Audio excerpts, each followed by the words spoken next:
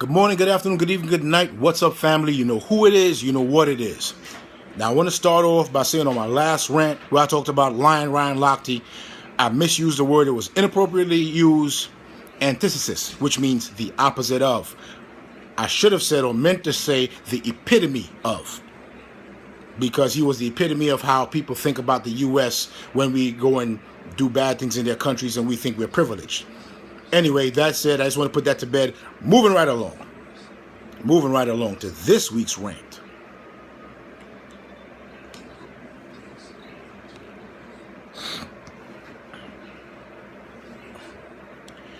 We have gathered here today to discuss the Negro quotient in the NFL. Yes, that's right, the Negro quarterback quotient. And there is a quarterback quotient in the NFL, whether you believe it or not, because niggers have done taken over the game. They have done taken over the wide receiver, the cornerbacks, the running backs, the linebackers, the pass rushers. Ain't much else left. And we coming for the safeties and everything else. So they got to be a Negro quarterback quotient. It's an unwritten rule in the NFL. I can prove it to you. How can I prove it? Well, let's start. Back in the day, I got to give a shout out to two organizations that have always appreciated the Negro quarterback. The Minnesota Vikings and the Philadelphia Eagles. Why? Because the Minnesota Vikings have done had those the likes of Warren Moon, Dante Culpepper. They picked up Donovan McNabb after they kicked him out. They had a backup there for years called Webb, who was very good and could have started, but they never really started him. And now they got Teddy Bridgewater. The Eagles, after Jaworski, they done had Randall Cunningham, Rodney Peete, Donovan McNabb, and they even gave Michael Vick a job when nobody wanted to pick him up. And yeah, I got to give an honorary shout to the Jacksonville Jaguars for Brian Leftwich and David Garrard. So now moving right along with the quotient. The quotient is you got to have four good, very good Negro quarterbacks, plus minus one. No more, no less. If you go above that or below that, no good. But above that, hey, they don't want that because it's too many niggers. Okay, so a few years ago, to prove my point, they done had Cam Newton. They done had Russell Wilson. They done had RG3. They done had Colin Kaepernick. You know who I'm talking about. Kaepernick, kiss the bicep guy. And then they even, for insult to injury, threw in Geno Smith. They threw in Freeman down there in Tampa Bay. And they threw in, what's this other guy name of their, something I done wrote, I can't even, oh yeah, there we go, Manuel up there in the Buffalo. Well, Manuel ain't turned out to be nothing, so they got rid of him. Freeman ain't really turned out to be nothing, so they got rid of him, so we kept within the quotient. But, see, what they do to keep the quotient is this. Now, what happened? They sent somebody after RG3 to mess up his knee or his ankle or whatever. Well, he was never the same.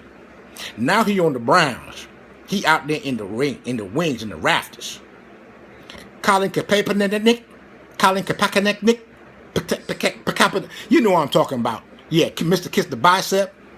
They done messed up his career. He fighting for a job. So who we got now on top? They got Cam. Oh, Cam. They got Russell Wilson. Then they got Jameis Winston, who is in his second year, trying to do right. And then they got Teddy Bridgewater, who I believe is in his second or third year trying to do right as well. And they both been done pretty good so far. So when I say four, that's four. Because Kaepernick may not start, and RG3 may not start where he at. But if they start, only one of them going to start and hold a job, which makes it the plus one. Understand what I'm saying? So keep your eyes open. There's a Negro quotient going on. I want you, and that's why I'm wearing the Carolina Panthers, because the number one, because you saw they try to bring that brother down. You saw they try to bring him down with his post-press conference interview, try to tear him apart, try to vilify him. That's what it is. So I'm going to let all you Negro quarterbacks know, look, don't beat your wife, treat your wife. Because happy wife, happy life. Don't rough up the kids. Love up the kids. Give the kids some love. Don't beat your dog, your cat, your parrot, your pygmy rabbit, or whatever you have. Don't do none of that. Because they're going to find something. Don't drink and drive. Don't drive and drink. Don't smoke and toke, or none of that joke.